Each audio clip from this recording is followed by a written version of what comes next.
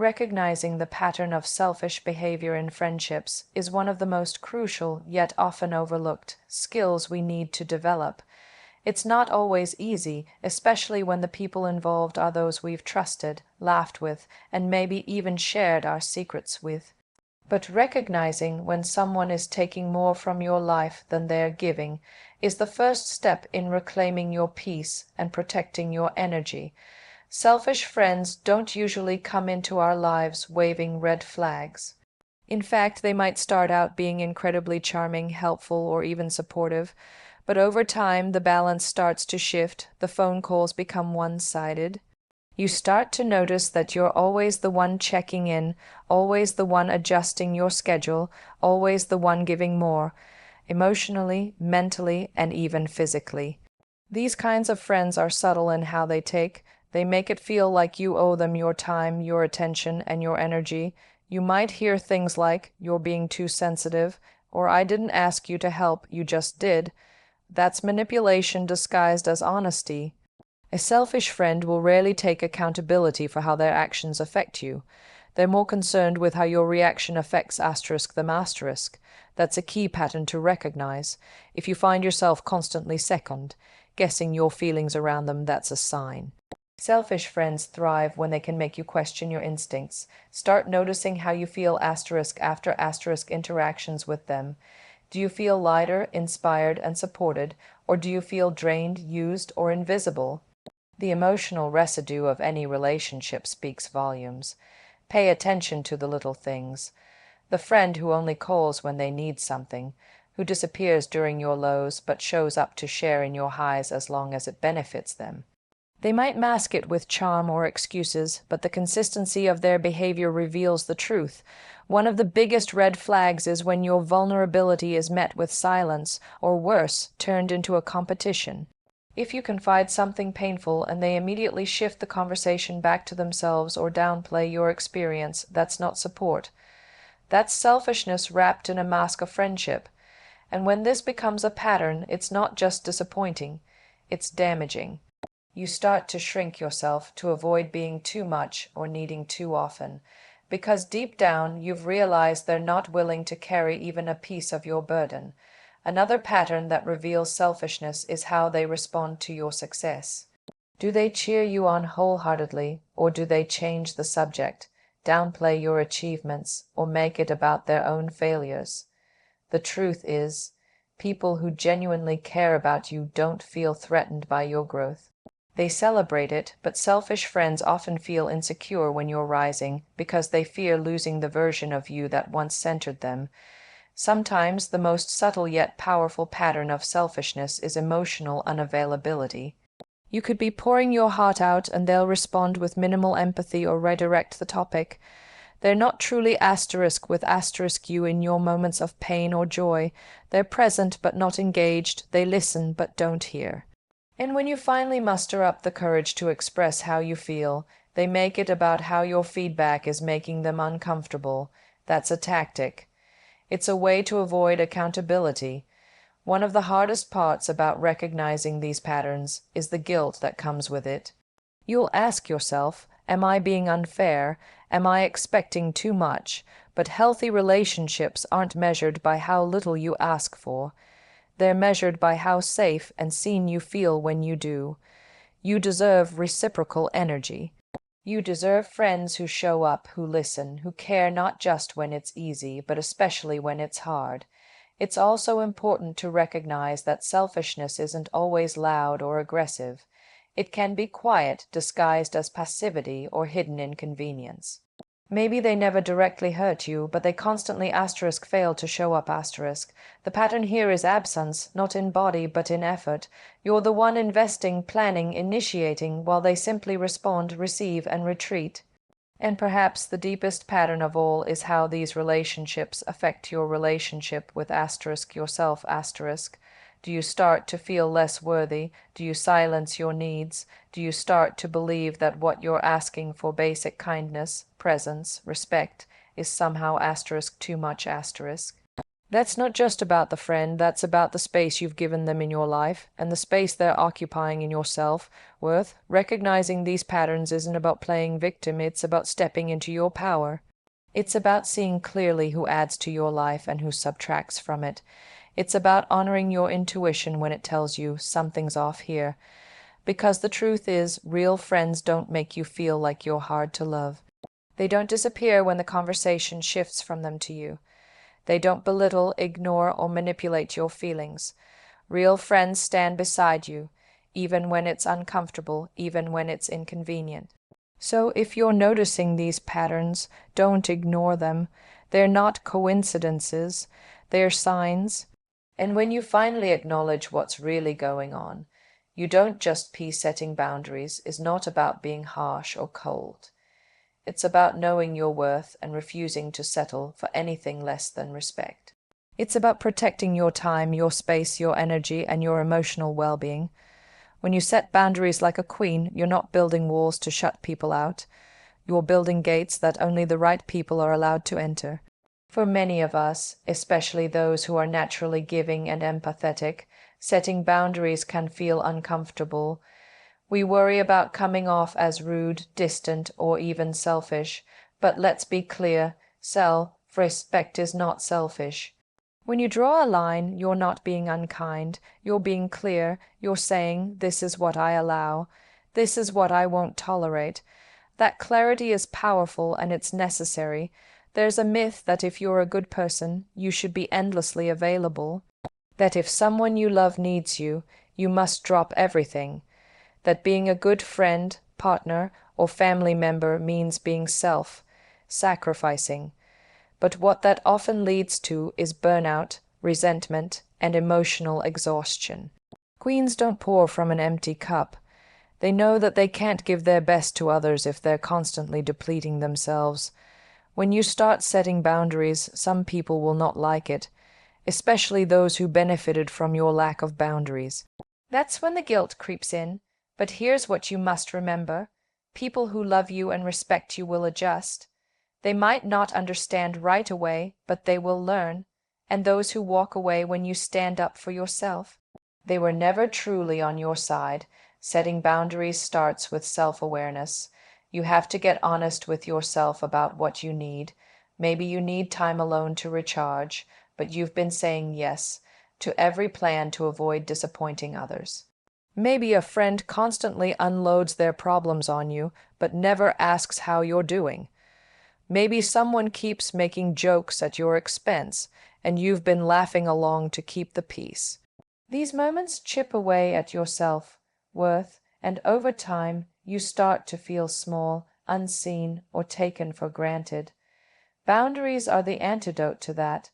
They are your way of saying, I matter, too. And when you say that consistently, not just with your words but with your actions, you teach people how to treat you. You show them that your time is valuable, your energy is sacred, your presence is a privilege, not something to be abused or taken for granted. One of the most important things to understand is that boundaries are not one size fits all. What feels comfortable to you may not feel comfortable to someone else, and that's okay. You don't have to justify your limits. If it drains you, it's too much. If it hurts you, it's not healthy. And if it repeatedly crosses your values, it's not love. When you begin to enforce boundaries, you'll notice who respects you more and who resists. The people who resist your boundaries often expect access to you at their convenience. They've gotten used to you being available whenever they need something, but your life is not a 24/7 open door. You are not here to be everything to everyone. You are here to honor your purpose, to protect your peace, and to thrive in your truth. It's also essential to understand that boundaries are not just about what you say *. They are about what you do *. If you tell someone, I don't like being spoken to that way, but continue to tolerate disrespect, then your words lose meaning. Consistency is key. Setting the boundary is only the first step. Enforcing it is where your power truly lies. Sometimes the most radical act of self-love is simply saying no, No explanation, no apology, just a firm, calm, respectful no. That single word holds so much strength. It creates space for healing, for reflection, for rest, for joy. It reminds you that you are in control of your life, not anyone else. It's also important to know that boundaries are dynamic. They evolve as you grow. What felt okay a year ago might not feel okay now. That doesn't make you difficult. That makes you *aware*. As you learn more about yourself, what nourishes you, what triggers you, what aligns with your values, you will refine your boundaries, and that's a beautiful thing. It means you're choosing growth over comfort, evolution over stagnation. And let's talk about the emotional boundaries, because those are often the most violated. If someone constantly brings chaos into your life, if they expect you to be their emotional dumping ground without considering your state of mind, that's not friendship, that's emotional dependency. You are not a therapist, a fixer, or a savior. You are a human being with your own feelings, your own struggles, and your own healing to do. Setting boundaries doesn't mean shutting people out. It means deciding who deserves a front row seat in your life. Not everyone does. Some people need to watch from the balcony, and some not at all. That's not being cold. That's being conscious. Because when you protect your space, you make room for people who truly value it. At the end of the day, setting boundaries like a queen means recognizing your worth and refusing to negotiate it. It means choosing peace over people, pleasing. It means holding space for yourself with the same tenderness you give to others. You are not here to be constantly accessible, endlessly agreeable, or universally liked. You are here to be whole, to be respected, and to be free. So take up that space, speak your truth, and set your boundaries, not with fear, but with love. Love for yourself and love for the life you're building, because a queen knows her energy is her crown and she protects it. Always protect your energy, you reclaim it, you rise. Stop making excuses for people who don't show up for you. It sounds simple, but it's one of the hardest lessons to learn, especially when your heart is big and your loyalty runs deep. When you care about someone, whether it's a friend, a family member, or a partner, you want to believe the best about them. You hold on to hope. You rationalize their absence, their silence, their lack of effort. You tell yourself they're busy, going through something, overwhelmed, and maybe sometimes they are. But when the pattern becomes consistent, when they continuously fail to show up when it counts, you have to stop ignoring the truth. You deserve more. Excuses are comforting. They give us a reason to stay connected to people who have outgrown their place in our lives. They allow us to delay the pain of disappointment, of accepting that someone we love just isn't showing up in the way we need. But every time you excuse someone's consistent absence, you tell yourself a lie, that you don't need what you actually need, that your standards are too high, that expecting someone to be present, to care, to communicate is asking too much. It's not. The people who truly care about you will make the time. They will show up, not just in the big, dramatic moments, but in the quiet, everyday ways that matter most. They will check in. They will ask how you are and mean it. They will notice when your smile doesn't reach your eyes. You won't have to beg for attention, affection, or effort. They'll give it because they want to, not because you asked for it repeatedly. When someone constantly lets you down, cancels last minute, forgets important dates, disappears when life gets hard, your first instinct might be to protect them. They're going through a lot. They didn't mean it. That's just how they are. But think about it. How many times have you been going through something and still showed up for them? How often have you put aside your own exhaustion to be there for someone else because you care? Love, real friendship is not convenient. It shows up even when it's messy, even when it's hard. If someone's presence in your life is only felt when it suits them, then they are not truly with you. They're just passing through, and here's the thing. Every time you make an excuse for someone who isn't showing up, you are slowly abandoning yourself.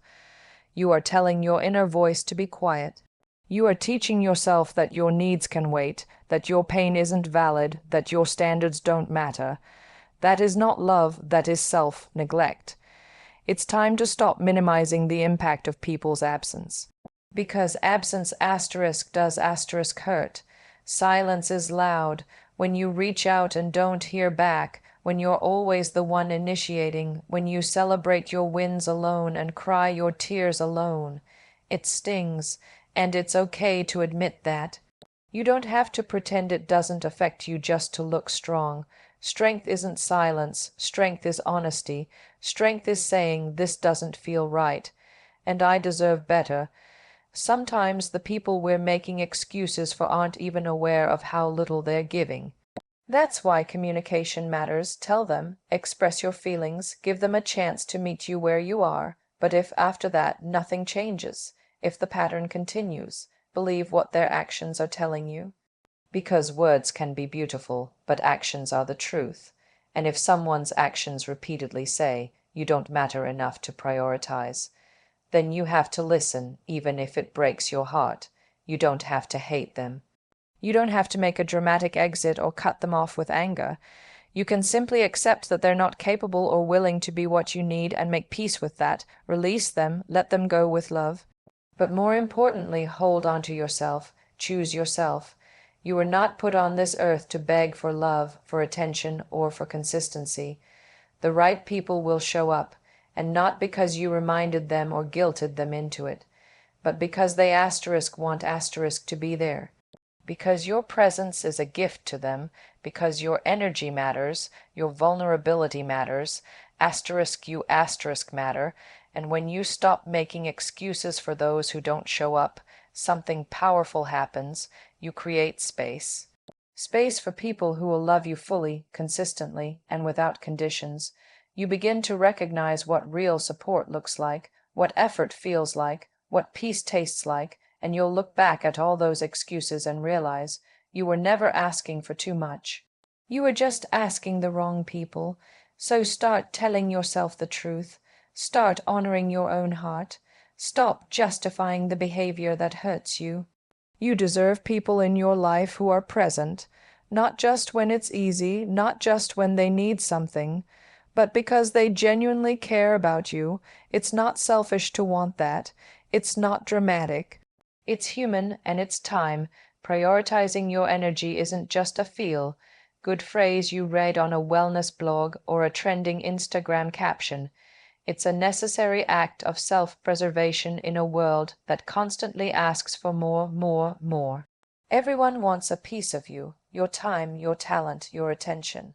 If you don't consciously take charge of your energy, the world will drain you dry, and the saddest part, you might not even notice it happening until you're completely depleted, emotionally, mentally, physically. We are taught early on to give, to help, to accommodate, and yes, there is beauty in generosity, there is power in compassion, but there is also wisdom in knowing your limits. You cannot pour from an empty cup, and yet so many people are out here trying, giving to everyone but themselves, being everything for everyone else, while quietly neglecting their own needs. Prioritizing your energy means becoming intentional about where your time goes, who you give your emotional presence to, and what spaces you allow yourself to occupy. It's recognizing that not everything deserves your attention, not every invitation requires a yes, not every relationship has earned access to your spirit, and sometimes the most courageous thing you can do is to say no, without explanation, step away without guilt, and rest without apology. Your energy is your currency. Think of it like a bank account. You wouldn't give your money away to people who constantly waste it or abuse it. So why do that with your emotional and mental resources? Every time you engage in a draining conversation, every time you stay in a space that doesn't serve you, every time you ignore your inner voice to make someone else comfortable, you make a withdrawal. And if there are no deposits, if there's no restoration, you'll end up bankrupt. One of the most transformative things you can do for yourself is to audit your life. Look at the people around you, the habits you've built, the commitments you've taken on. Ask yourself, does this fuel me or fatigue me? Does this interaction leave me feeling seen and appreciated, or invisible and used? Do I walk away feeling lighter or heavier? Because the answers to those questions will show you exactly where your energy is being spent and whether it's worth the cost. This kind of self-awareness is powerful, but it's not always comfortable. You may come to realize that people you love are draining you, that certain normal habits, like constantly checking your phone, comparing your life on social media, saying yes to every request, are slowly stealing your peace. And choosing to change that will feel unfamiliar. It might even be met with resistance, but growth always is. And protecting your energy isn't about being perfect. It's about being conscious. There is this pressure, especially in cultures that reward overachievement and hustle, to constantly be on. To keep doing, keep giving, keep showing up, even when your body is screaming for rest, even when your spirit is aching for solitude. But rest is not laziness, solitude is not selfish. In fact, when you prioritize rest and peace, you show up better, not only for yourself but for everyone around you. A well-rested, self-connected version of you is more powerful, more creative, and more alive than any burnt-out version trying to impress or please others. Part of prioritizing your energy is learning how to exit. Not everything deserves a confrontation. Not everything needs closure. Sometimes walking away is the answer. Walking away from drama, from toxic friendships, from people who constantly take but never give. You don't have to carry the weight of relationships that feel one-sided. You don't have to explain your boundaries to people who are committed to misunderstanding them. Your peace is the priority, not their approval. It also means being mindful of your self-talk. Energy isn't just taken by others. It's often drained internally by the stories we tell ourselves, the negative loops, the harsh inner critic, the fear of not being enough.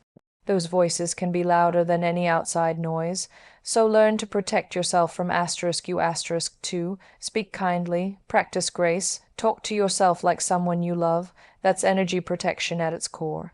And don't underestimate the importance of joy. Joy is not a luxury, it is a necessity. Make room for what lights you up, whether it's music, art, quiet mornings, deep conversations, or doing absolutely nothing at all.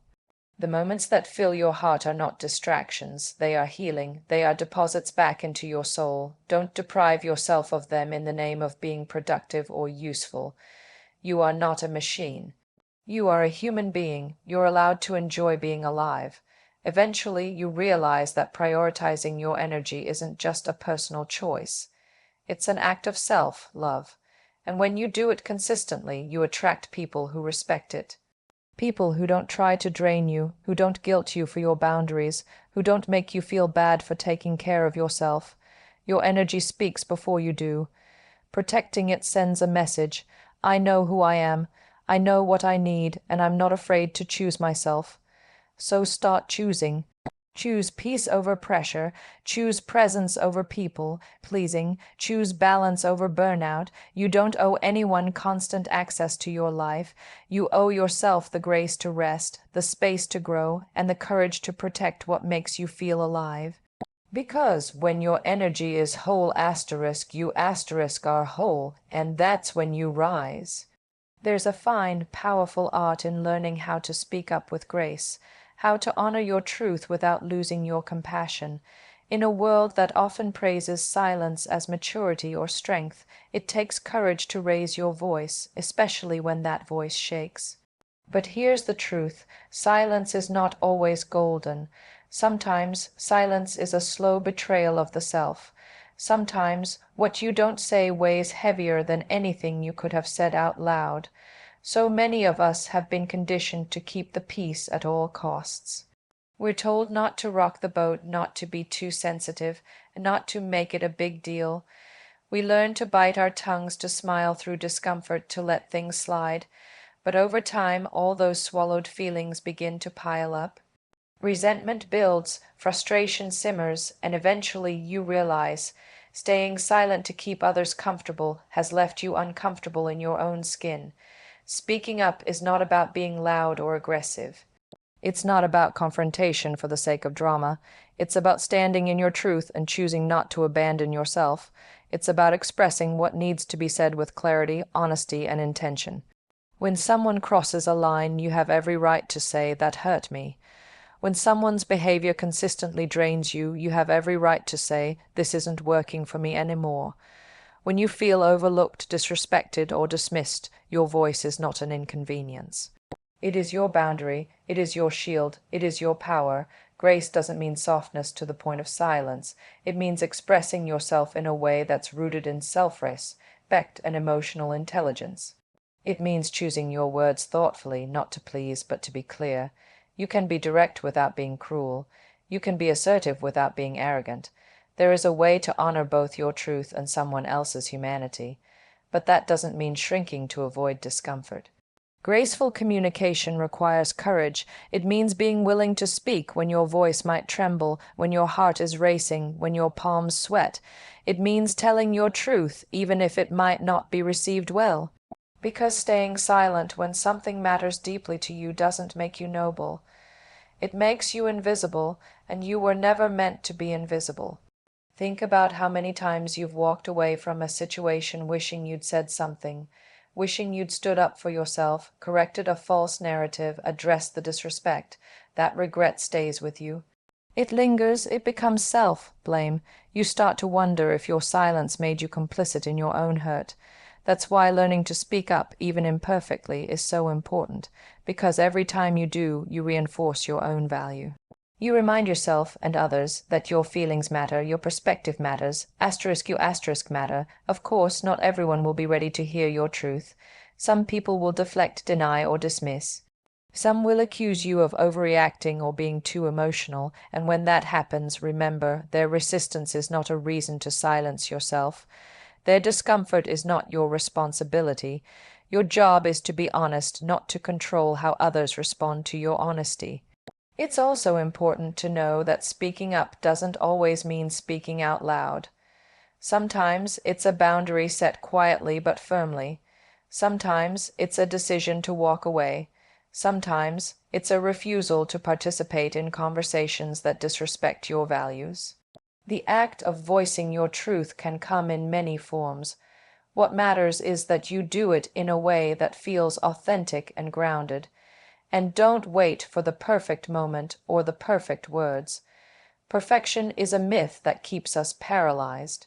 Grace comes not from rehearsed speeches, but from sincerity. Speak with your heart. Speak when it's uncomfortable. Speak when it's necessary, because when you do, you give others permission to do the same. You create space for honesty, you invite deeper connection, and if you're still learning to speak up, give yourself grace in the process.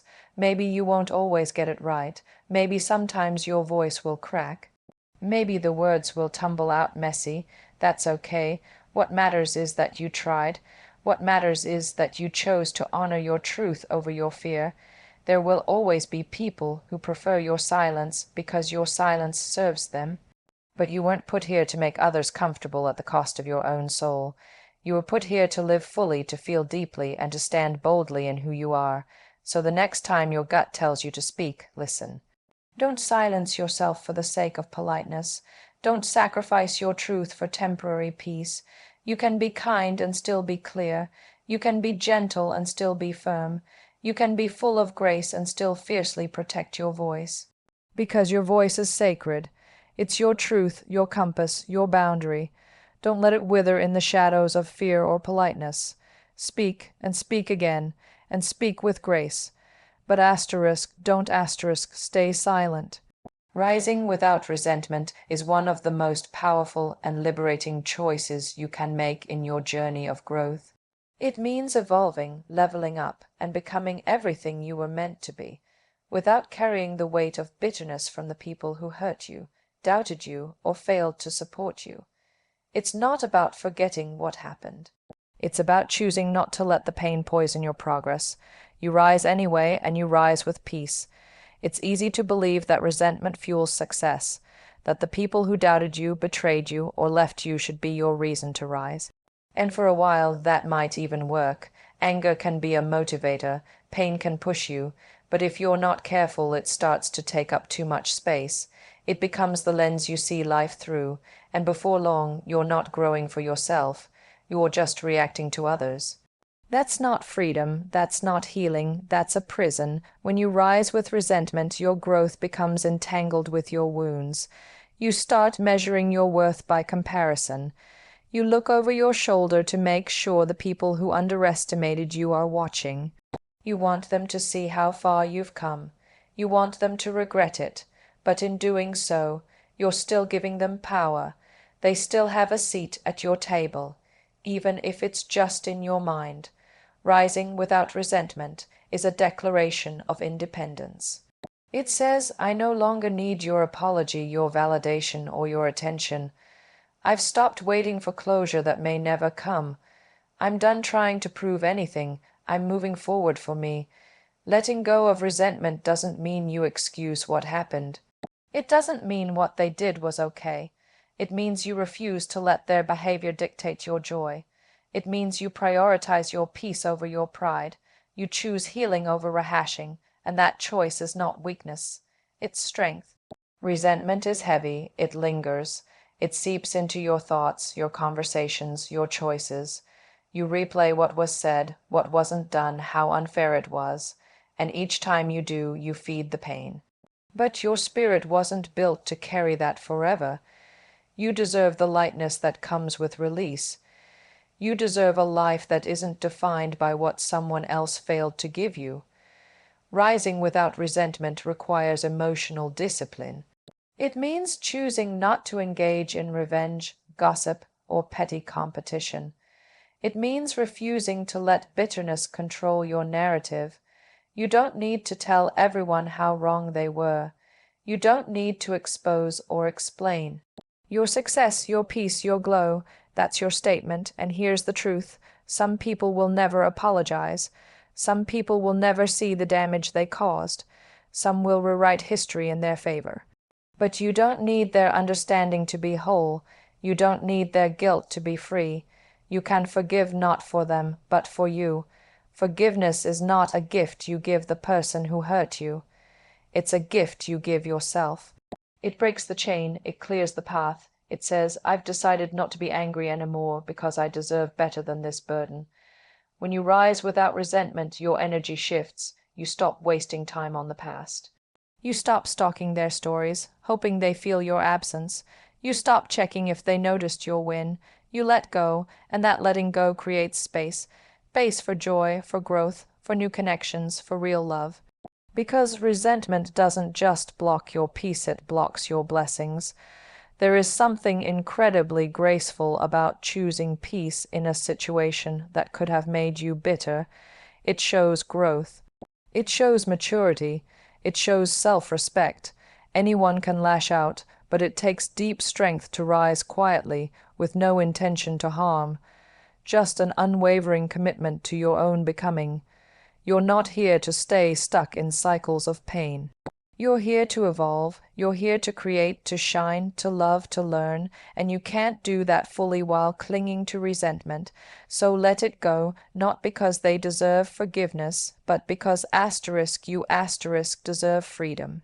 There will be people who don't understand your decision to release the anger. They might mistake your peace for weakness. Let them. Your life isn't a performance for anyone else's understanding. Your healing doesn't need to be dramatic to be valid. Sometimes the most radical act is simply choosing to no longer be angry. So keep rising, quietly, boldly, beautifully. Let your success speak louder than your pain. Let your joy be louder than your story. Don't let bitterness dull your brilliance. Don't let someone else's actions define your future. You're not here to carry the weight of what they did. You're here to build something new, something real, something rooted in love, not revenge. So rise, not to prove them wrong, but to prove to yourself that you were always worthy, always capable, always enough, and as you rise, rise without resentment, because peace looks good on you, and freedom feels even better.